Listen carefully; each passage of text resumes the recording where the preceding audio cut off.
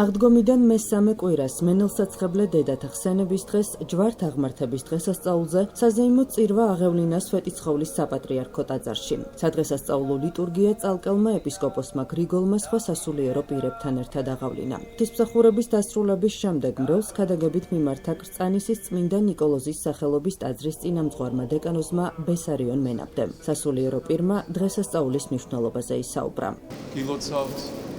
ეს არის ჯვართაღმართება, ერთ-ერთი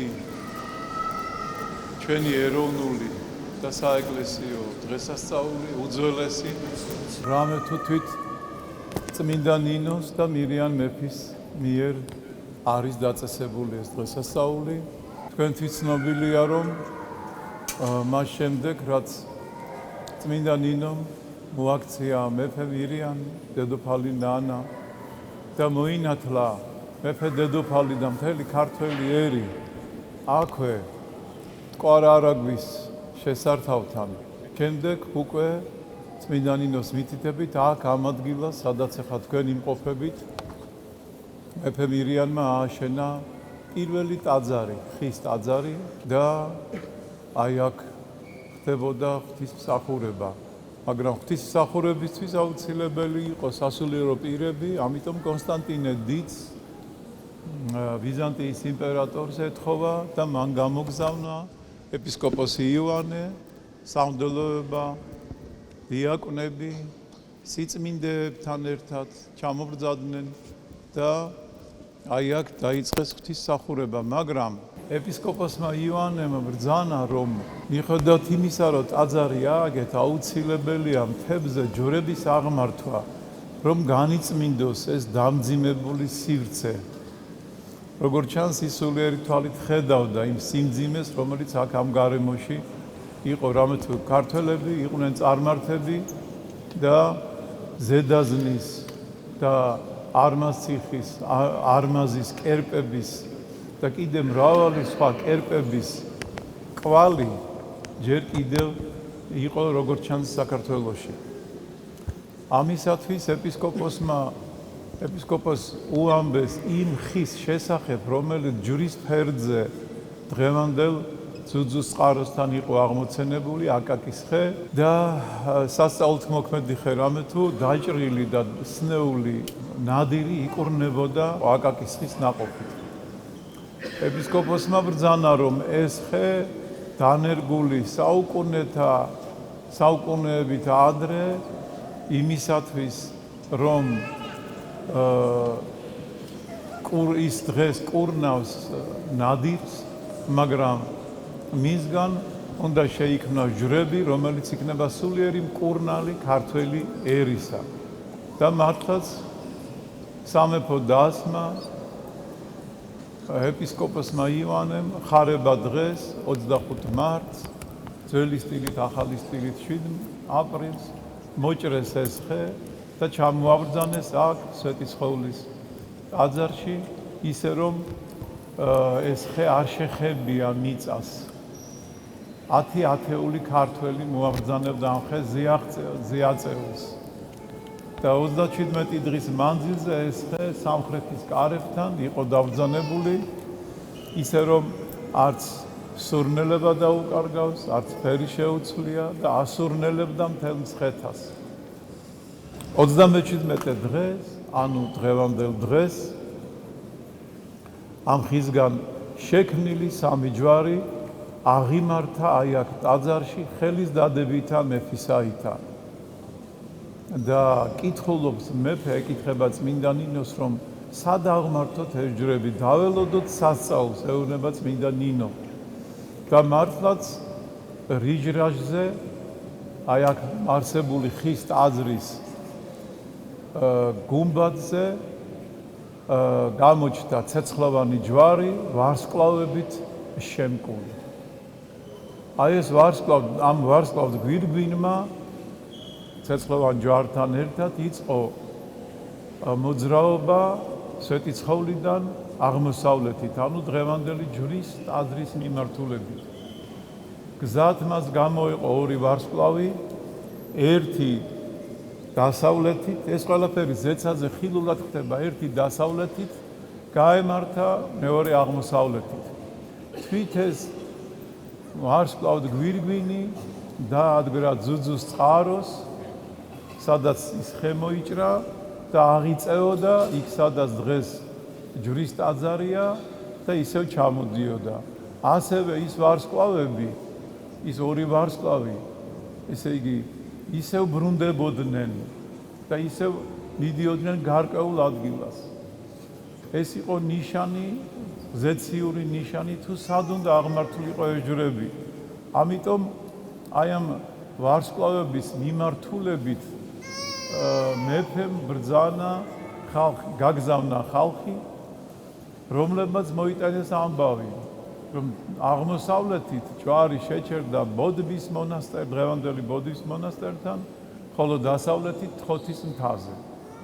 გასაგები იყო რატომაც თხოთის მთაზე მეფე მირიანს სულიერი თვალი აეხილა რა და ის როგორც ფიზიკური, ასევე სულიერი თვალი აეხილა. ამიტომ მისი მოქცევის ადგილას ჩერდებოდა ეს ვარსკვლავი. ხოლო მეორე ბოდბეში იქ, სადაც დღეს წმინდა ნინოს განისვენებს, მაგრამ მოციქულთა სწორმა ბრძანა, რომ ბოდბე ჩემი განსასვენებელი გახდება, ამიტომ მეფეთა ქალაქია უჯარმა და იქ აღმართოთ ეს ჯვარი. მართლაც დღევანდელ დღეს სამი ჯვარი აღიმართა აი ამ სამთაზე, ცხეთის ჯვარზე, თხოთის მთაზე და უჯარმაში. საოცარი ის არის, რომ ღვთის განგებულებით სამი ჯვრის აღმართვას მოყვა კერპთა მსხრევა. ანუ ძირითადი კერპები კი დარღვეული იყო უკვე, მაგრამ კიდევ ბევრი კერპი არსებობდა საქართველოში და ასე წერია ქართლის ცხოვრება გვამცნობს, რომ დაირღვა ყოველი კერპი ქართლის. აი ამ სამი ჯვრიდან კიდევ ერთ-ერთი სასწაული ალბათ ის არის, რომ ორი ჯვარი შეინახეს ქართველმა ერმა. და აი ერთ-ერთი ჯვარი თქვენს თვალწინ არის. თქვენ ხედავთ რომ წმინდა ნინოს, ანუ ცხეთის ჯვარ-პატიოსანი, რომელიც წმინდა ნინო მიტვირთა და სვეტიცხოვლიდან ჯვრის ბორცზე ააბრძანა, აი თქვენს წინაშეა და შეგიძლიათ მიემთხვიოთ. ის შემკულია, რა თქმა უნდა, მაგრამ შიგნით აი ამ კიდობნის შიგნით არის ის ჯვარი წმინდა ნინოს მიერ ესე იგი იმ დღეს შექმნილი და წმინდა ნინოს მიერ ტვირთული და აღმართული მცხეთის ჯვარზე. მეორე ჯვარი თხოთის ჯვარი სამების საკათედრო ტაძარშია. სამების საკათედრო ტაძარშია, ისიც გუმბათის ქვემოთ აღმართული და აი მესამე ჯვარს რაც შეეხება, მესამე ჯვარი კომუნისტური რეჟიმის დროს დაიკარგა, როგორც მატიანე გვამცნობს, გაანადგურეს, მაგრამ მცირე ნაწილი მისი შემორჩენილია და კუკიის წმინდა ნინოს სახელობის ტაძარში ინახება. აი ჩვენ წინაპრებს, როგორც ჩანს, სასულიერო პირებმა შეინახეს და ლუსკომას აწერია კიდეც უჯარმის ჯვარი. ასე რომ ეს სამი დიდი სიწმინდე დაცულია საქართველოში. კათალიკოს ეს დღესასწაული, როგორც გითხარით, დაადგინა მეფე მირიანმა, მაგრამ შემდეგ რამდენიმე საუკუნეა მიეცა დავიწყებას და კათალიკოს პატრიარქის ლოცვა-კურთხევით, ილია მეორის ლოცვა-კურთხევით 2007 წელს აღდგა ეს დღესასწაული, შევიდა კალენდარში და ჯვართ აღმართება ასე ეწოდება ამ დღესასწაულს და აქ საინტერესო ის არის, რომ პატრიარქის ლოცვა-კურთხევით ეკლესიამ დაიწყო ისევ გამეორება იმ დიდი სასწაულისა, რომელიც მაშინ მოხდა. კერძოდ, სამი ჯვარი მზადდება, ხარება დღეს ეს სამი ჯვარი ძუძუს წყაროზე იკურთხება, ძუძუს წყაროდან ჩამობრძანდება სვეტიცხოვლის ტაძარში, აქ ხედავთ აი ამ სამ ჯვარს და ეს სამი ჯვარი დღევანდელ დღემდე, ანუ ჯვართ აღმართებამდე სვეტიცხოვლის საკურთხეველში. როგორც ის ხე იდგა სვეტიცხოვლის სამხრეთ კარიბჭესთან 37 დღის მანძილზე, ანუ ხარებიდან ჯვართ აღმართებამდე. ჯვართ აღმართებას ეს სამი ჯვარი, ანუ დღევანდელ დღეს გაემართება იმ სამი მიმართულებით ისე იგი ნავებით ეს ჯვრები გადაბრძანებული იქნება ახლა გეცემანიის ბაღში. თქვენ იცით ჯვარს სვეტიცხოველს შორის ტერიტორია ეს არის გეცემანიის ბაღი, ასე უწოდეს ჩვენმა წინაპრებმა იერუსალიმის მსგავსად. აი ამ ბაღიდან ეს სამი ჯვარი ერთი გაემართება ცხეთის ჯვრის ფერზე და იქ აღიმართება, მეორე უჯარმაში, ხოლო მესამე თხოთის მთაზე.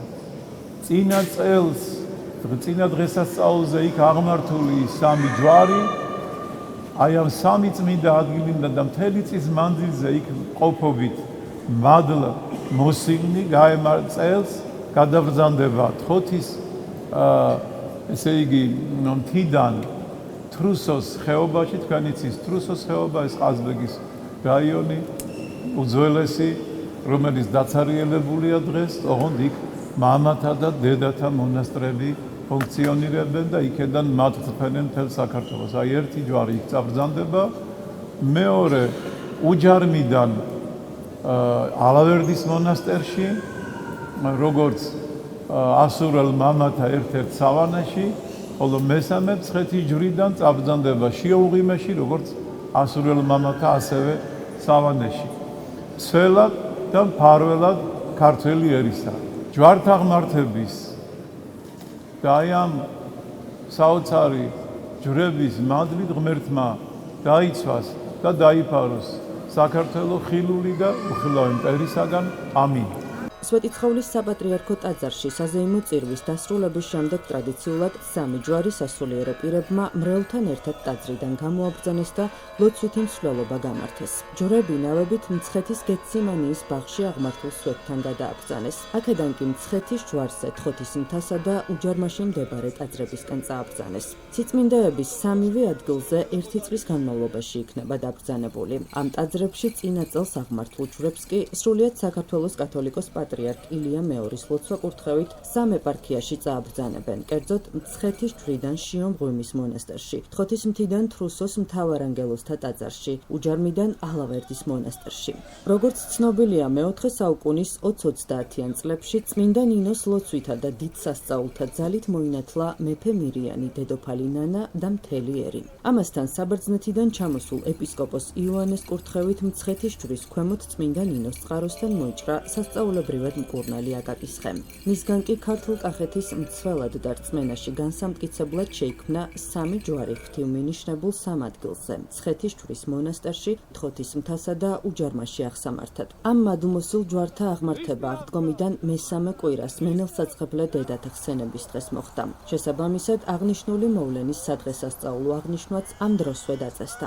თუმცა ჟამთა აუბედობის გამო ეს ტრადიცია საუკუნეების შემდეგ დავიწყებას მიეცა. 2007 წელს სრულიად საქართველოს კათოლიკოს პატრიარქ ილია მეორის ლოცვა-კურთხევით ტრადიცია აღდგა და მას შემდეგ ყოველ წელს ზეიმით აღინიშნება. ჩვენ ახლა ვდგავართ გეცემანიის ბაღში. გეცემანიის ბაღი თავიდანვე ეწოდა ამ ადგილს, მაშინ როდესაც მოხდა მცხეთის ჩვენი წმინდა დედაქალაქის ქრისტიანიზაცია.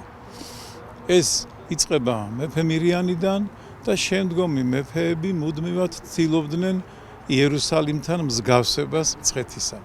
ეს გამოწვეული იყო იმისაგან, რომ ამ პერიოდის ქალაქები ზოგადად ახალ იერუსალიმებად შენდებოდა და მცხეთას კიდევ ამის წინაპირობა ჰქონდა. წინაპირობა იყო ის, რომ კვართი აქ იყო. ამიტომ და იერუსალიმის სივრცულ ლანდშაფტურ ხატად ქალაქის გადაქცევა, წარმართული ქალაქის არც ისე ადვილია, მაგრამ ღმერთმა თვითონ მონიშნა ზეცაზე თუ როგორ უნდა განაწილებული იყო ეს, რა უნდა მომხდარიყო, ჯვარი სად უნდა აშენებულიყო.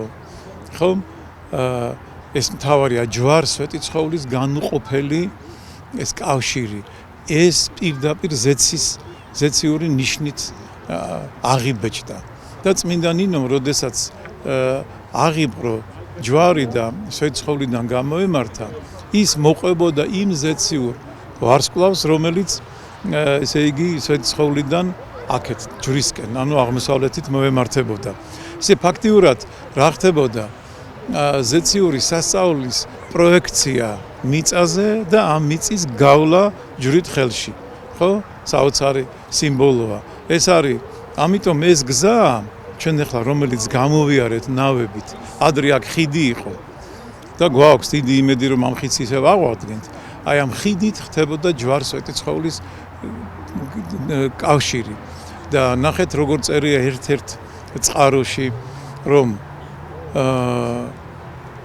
ჯვარსა და სვეტიცხოველს შორის ჯაჭვი იყო გაბმული და დროთა ამ ჯაჭვით ჯვრის ბერები ხარება დღეს ულოცავდნენ სვეტიცხოვლის ბერებს და დროთა განმავლობაში სარწმუნოების მოკლებასთან ერთად ეს ჯაჭვი განილია და ბოლოს გაწყდა კიდეც.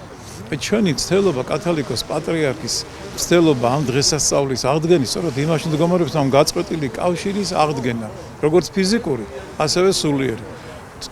სულიერი კავშირი არ დაუკარგავს არასდროს ჯვარ-სვეტიცხოველს თვით მძიმე ჟამს, მაგრამ წარმოიდგინეთ ქართველი ხალხის სიხარული, შინაგანი მდგომარეობა, როდესაც არა ნავებით კი არა, არამედ ხიდით გადმოვლენ და ყველას ექნება საშუალება, რომ ეს ქართველთა ვია დოლოროსა გაიაროს ფეხით და ლოცვითი კავშირი და ლოცვით ავიდეს სვეტიცხოვლიდან ქართველთა გოლგოთაზე მცხეთი ჯვარზე.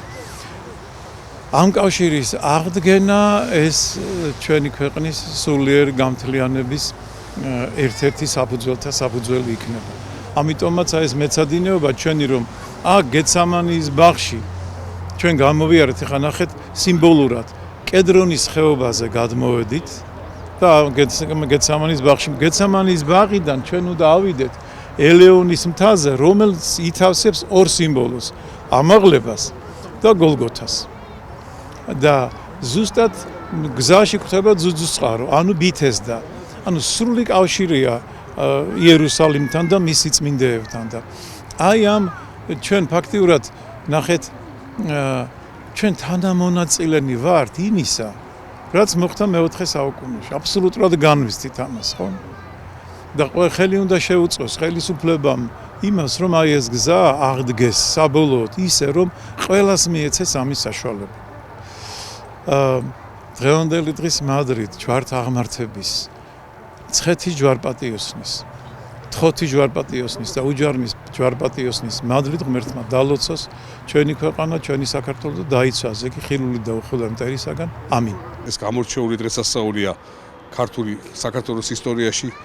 ეს უძველესი ტრადიცია მოდის მირიან და ნანა დედოფლისა და წმინდა ნინოს ეპოქიდან და 2007 წელს პატრიარქის კუთხებით განახლდა ეს ტრადიცია, რომლითაც ხდება იმ სამი ჯვრის იდენტური ჯვრის ხიზგან შეკვრა და ამ ჯვრების გამფენა სხვადასხვა სასაზღვრო რეგიონებით დავიწყეთ და შემდეგ უკვე ეპარქიებში გადადის და დღემდე ასე გრძელდება ღვთისწყალობით და პატრიარქის ლოცვა-კურთხევით. ულოცავ საქართველოს დღევანდელ დღეს, დღეს არის ჯვართაღმართების დღე. 2007 წლიდან საქართველოს ცხოვრების მიხედვით გავდივართ ყოველწლიურად და ეს არის დიდი სიხარული, დიდი ბედნიერება და ყველას ვუსურვებ რომ განიცადოს ეს სიხარული.